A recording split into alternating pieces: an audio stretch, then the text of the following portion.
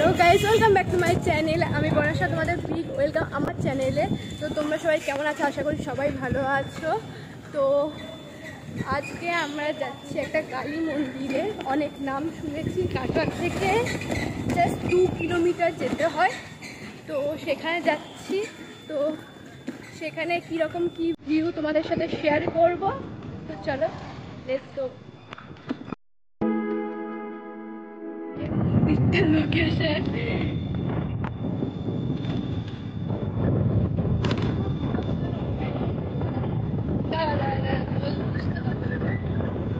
Map দেখেও হচ্ছে আসছে না, ম্যাপেও আসছে না।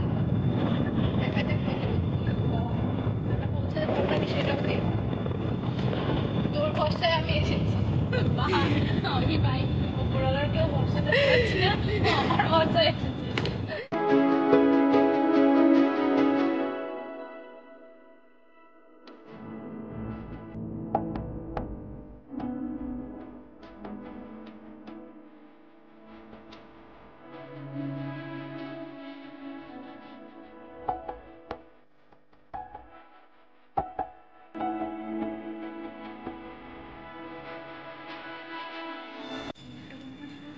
ও কাকু, বলছি মন্দিরটা কাল সামনে? ঠিক আছে।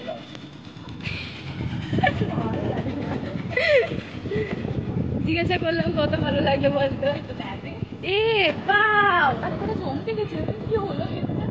হঠাৎ করে মন্দিরটা দেখলাম, তাই তোমাদের ভাবলাম যে ব্যাক ক্যামেরা থেকে তোমাদের শো করি। এই দেখো মন্দির পেয়ে গেছি, কিন্তু দেরি করে এসেছি, তার জন্য মন্দির বন্ধ। 4টে নাগাদ আসতে বললো আমাদের। কাটোয়া থেকে প্রায় 5 কিলোমিটার দূরে এই মন্দিরটি অবস্থিত। এটি কাটোয়ার 1 নম্বর ব্লক গোয়া পঞ্চায়েত এলাকা থেকে কিছুটা দূরে এই গ্রামটি অবস্থিত। পুরা নামে পরিচিত এই গ্রামটি। স্থানীয় বাসিন্দারা এই গ্রামটিকে সুড্ডু নামেও জানেন। এই মন্দিরে নিত্য পুজোর সময় হচ্ছে সকাল 10টা থেকে 12টা, এবং 12টার সময় মন্দিরের দরজা বন্ধ করে দেওয়া হয়। আবার বৈকাল 4টের সময় মন্দির খোলা হয়। দাদা শঙ্খ পড়েছে কেন রে? ঠাকুরের? আচ্ছা। এখানে এসে মায়ের কাছে অনেকেই মানত করে শঙ্খ দিয়ে যায়।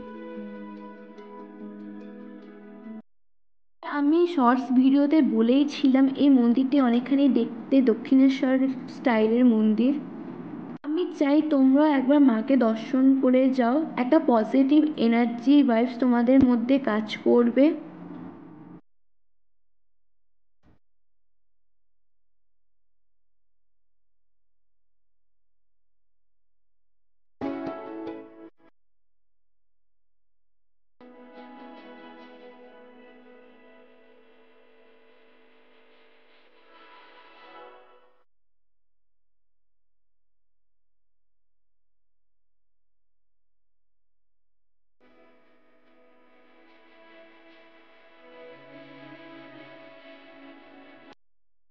এখানে এসে মাকে দর্শন করলে একটা আলাদাই শান্তি অনুভূতি হয়।